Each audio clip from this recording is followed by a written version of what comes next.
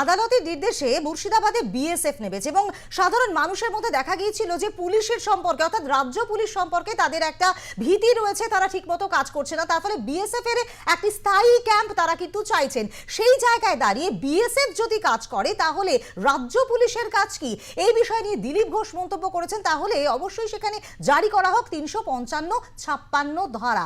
রাজ্য পুলিশের কি কাজ যদি বিএসএফই কাজ করে?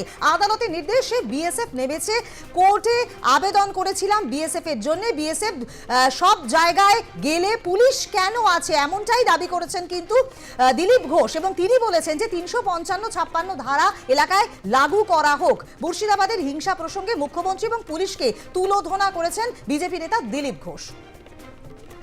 এই নিয়ে আরো বিস্তারিত আপডেট দিতে পারবে আমাদের প্রতিনিধি বিশ্বজিৎ পাল। বিশ্বজিৎ, যেমনটা জানা যাচ্ছে দিলীপ ঘোষ কিন্তু তিনি বলেছেন সেই জায়গায় মুর্শিদাবাদে অবশ্যই 355-56 ধারা লাগু করা হোক, কারণ বিএসএফ এই ভরসা রয়েছে সাধারণ মানুষের। সেখানে পুলিশের কি কাজ, কি জানা যাচ্ছে?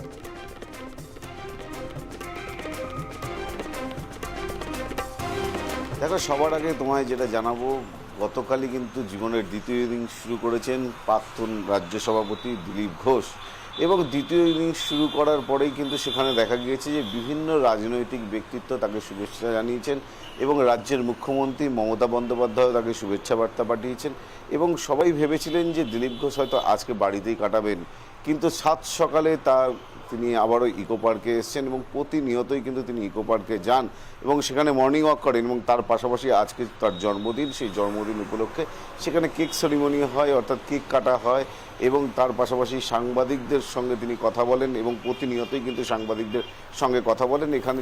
এবং তার কথা বলার মাধ্যমে কিন্তু সকালের একগুচ্ছ খবর কিন্তু উঠে আসে বিভিন্ন সংবাদ মাধ্যমে।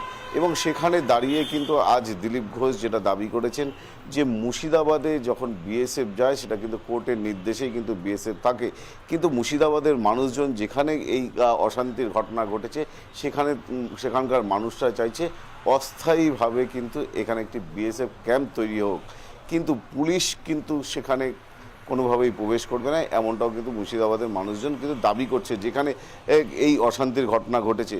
এবং সেই বিএসএফ প্রসঙ্গেই কিন্তু দিলীপ ঘোষ বারবার করে সরব হয়েছেন এবং বিএসএফ যদি সমস্ত জায়গায় এইভাবে ক্যাম্প করতে হয় তাহলে পুলিশ কি করছিল, তাহলে পুলিশের কি দরকার রয়েছে।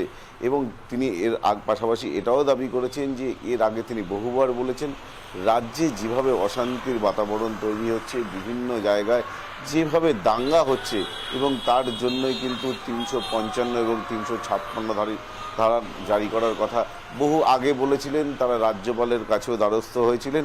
কিন্তু এমতো অবস্থায় এই আজকের ঘটনার পর গতকাল তিনি বিয়ের পরেই কিন্তু আজকে ফের সরব হয়েছেন যে 355 এবং 356 ধারা আবারও জারি করা হোক, এমনটা তিনি দাবি করেছেন। এবং তার দাবির পিছনে যুক্তিকতা আছে। প্রথম কথা, তিনি যেটা বারবার করে বলছেন যেভাবে অশান্তির মাত্রা বাড়ছে তাতে কিন্তু পুলিশের পক্ষে কিন্তু কোথাও কোনোভাবে মুভমেন্ট দেখা যাচ্ছে না, এবং পুলিশ কিন্তু সেখানে নিষ্ক্রিয়তার ভূমিকা পালন করছে। তাই বিএসএফকে নামাতে হয়েছে, কোর্টের নির্দেশে বিএসএফ রয়েছে এবং বিএসএফের একটি ক্যাম্পও তৈরি হচ্ছে। এবং বিভিন্ন জায়গায় যদি ক্যাম্প তৈরি করে বিএসএফকে থাকতে হয় তাহলে রাজ্যে পুলিশের কি দরকার রয়েছে এবং রাজ্যের প্রশাসন কি কাজ করছে। এবং সরাসরি মুখ্যমন্ত্রীর বিরুদ্ধে তোপ দাগলেন এবং পাশাপাশি তিনি এটাও দাবি করলেন যে 355 এবং 356 ধারা জারি করে রাষ্ট্রপতি শাসন করা হোক। এবং এই যে জারি, এবং এর আগে কিন্তু বহু রাজনৈতিক নেতা অর্থাৎ বিরোধীদের বিভিন্ন নেতানেত্রীরা দাবি করেছিলেন, এর আগে বাম সংগঠনরা দাবি করেছিলেন, বিজেপির পক্ষ থেকে দাবি করা হয়েছে, শুভেন্দু অধিকারী প্রতিনিয়তই দাবি করেন। এবং সেই ক্ষেত্রে দাঁড়িয়ে দিলীপ ঘোষের এই কথা কিন্তু নতুন নয়, এর আগেও কিন্তু দিলীপবাবু ইকো পার্ক কেন রাজ্যের বিভিন্ন জায়গায় রামনবমী থেকে আরম্ভ করে বিভিন্ন মিছিলে তিনি অংশগ্রহণ করেছেন এবং অংশগ্রহণ করে এই দাবি করেছেন। এবং পাশাপাশি দিলীপ ঘোষ এটাও দাবি করেছেন যে আমি শুধু এই দুদিন ছুটি নিয়েছিলাম এবং তারপরে আবার আজ থেকে ফের কাজে নামবো, এবং সেই কাজে নামার পাশাপাশি দিলীপ ঘোষ যেমন রাস্তাতে ছিল তেমন রাস্তাতেই থাকবে, দিলীপ ঘোষ দিলীপেই থাকবে, এমনটা তিনি দাবি করছেন। এবং যে সমস্ত জায়গায় কোনো কিছু ঘটবে তিনি সেখানে পৌঁছে যাবেন, এমনও আশ্বাস দিয়েছেন। কিন্তু তার পাশাপাশি দিলীপ ঘোষ এটাও জানাতে ভুল করেননি যে তিনি দুদিন ছুটি কাটিয়েছেন এবং ছুটি কাটানো আছে কেক একেবারেই তাই। এবং রীতিমতো দিলীপ ঘোষ যে বিষয়টি বলেন, মুর্শিদাবাদের ঘটনার পরিপ্রেক্ষিতে গোটা রাজ্যে যে অশান্তির বাতাবরণ তৈরি হয়েছে সেই পরিপ্রেক্ষিতে কিন্তু একেবারেই 355-56 ধারা রাজ্যে লাগু হোক এমনটাই তিনি জানিয়েছেন। ধন্যবাদ বিশ্বজিৎ। মুর্শিদাবাদে আরো কিছুদিন বিএসএফ মোতায়েনে বিস্ফোরক দিলীপ ঘোষ। বিএসএফ যদি সব জায়গায় যায় তবে রাজ্য পুলিশ কি করবে? তাহলে রাজ্যে 355-56 ধারা লাগু হোক এমনটাই দাবি করেছেন দিলীপ ঘোষ। এটা খুবই দুর্ভাগ্যের বিষয় যে নিজের রাজ্যের মধ্যে এতদিন দেশে কাশ্মীর থেকে উদ্বাস্তু হয়ে হিন্দুরা সারা দেশে গেছিলেন, এখন রাজ্যের মধ্যে এক জেলা থেকে অন্য জেলায়, এরপরে অন্য রাজ্যে চলে যাবেন। কারণ এখানে যদি জীবনের মান সম্মানের সুরক্ষা না থাকে মানুষ কি করবে?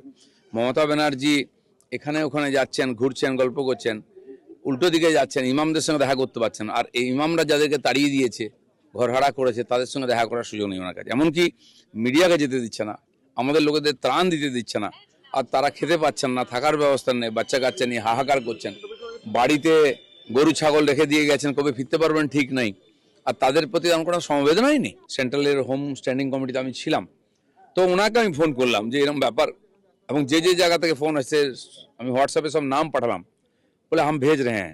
6টার পরে ওখান থেকে বিএসএফ ঢোকে, মালদার দিক থেকে আস্তে আস্তে ক্লিয়ার করে। আর পুলিশ আমাকে আসতে দিচ্ছিল না। আমি বিএসএফ সঙ্গে কথা বললাম যে বন্ধ হয়েছে কিনা ঝামেলা, বলে হ্যাঁ বন্ধ হয়েছে, টেনশন আছে। আমি 9:15 পরে বেরোলাম ওখান থেকে। আর যখন দেখতে দেখতে ধুলিয়ান, হাজির মোড়, শামশেরগঞ্জ দিয়ে আসছি, তখন আগুন জ্বলছে, দোকান ভেঙা হয়েছে, গাড়ি জ্বলছে দুই দিকে, সে ভয়ঙ্কর পরিস্থিতি। কিন্তু মমতা ব্যানার্জি তখন না বিএসএফ ডেকেছেন, না পুলিশ ফোর্স পাঠিয়েছেন, মানুষকে পুরো এই ভেড়িয়াদের হাতে ছেড়ে দিয়েছিলেন। পরের দিন আমাদেরকে কোর্টে যেতে হয়, শুভেন্দু অধিকারী কোর্ট থেকে অর্ডার নিয়ে আসেন, তখন অফিসিয়ালি বিএসএফ সব জায়গায় যায়। এখন যদি বিএসএফ পুলিশের কাজ করবে, থানার চেয়ে জায়গায় জায়গায় পোস্ট বসাতে হয়, তাহলে পুলিশ আছে কেন, সরকার আছে কেন? তাহলে তো আমরা যেটা দাবি করছি 355 বা 356 ওটাই লাগু করা হোক, মানুষের ওতেই ভরসা আছে।